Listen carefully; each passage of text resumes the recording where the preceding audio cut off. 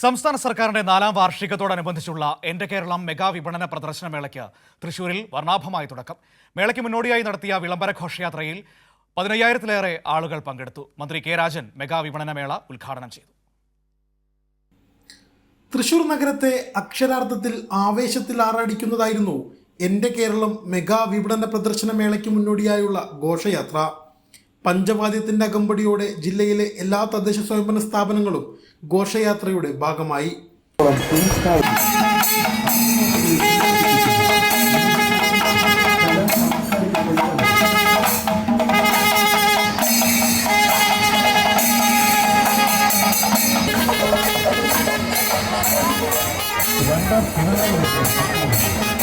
മന്ത്രിമാരായ K Rajan, R Bindu എന്നിവർ ഘോഷയാത്രയ്ക്ക് നേതൃത്വം നൽകി. തുടർന്ന് മന്ത്രി കെ രാജൻ എന്റെ കേരളം മെഗാ പ്രദർശന വിപണനമേള ഉദ്ഘാടനം ചെയ്തു.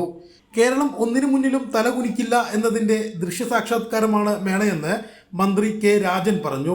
ഇവിടെ ബിന്ദു ടീച്ചർ വിശദീകരിച്ചു. 4,84,000 ലൈഫ് വീടുകൾ 5 ലക്ഷമാകും ഈ ഗവൺമെന്റിന്റെ കാലാവധി തീരുന്നതിന് മുമ്പ്. 4,958 കുടുംബങ്ങൾക്ക് പുതിയ ഭൂമിയുടെ ഉടമസ്ഥാവകാശം.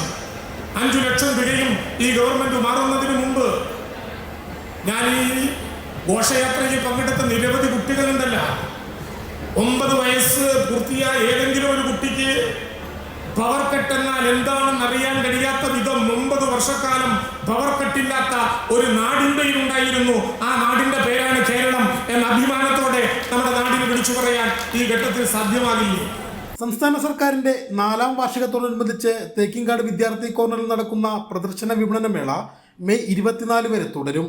മന്ത്രി ആർ ബിന്ദു അധ്യക്ഷത വഹിച്ച ചടങ്ങിൽ MLA-മാരായ AC Moideen, Murali Perunnelli, ET Tyson, UR Pradeep, NK Akbar, KK Ramachandran, Xavier Chittilappally, ജില്ലാ പഞ്ചായത്ത് പ്രസിഡന്റ് VS പ്രിൻസ് എന്നിവരും സന്നിഹിതരായിരുന്നു.